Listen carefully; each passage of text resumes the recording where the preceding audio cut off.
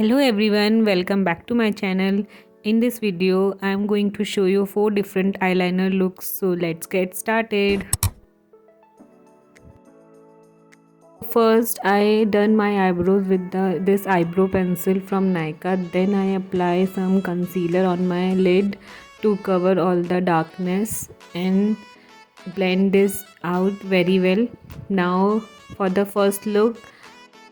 Okay, for the first look I use this gel liner from Nykaa Cosmetics and a thin tip brush from Rufa Beauty. You can use any liner up to your preference. This is up to you.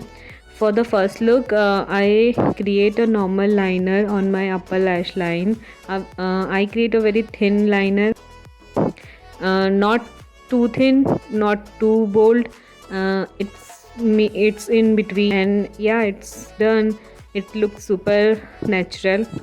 Okay, for the second look I create classic wing liner, and for the wing I take lower lash line as a guideline. Take out the wing towards your eyebrow and where your eyebrow ends, and then join the wing towards the inner corner of your eye.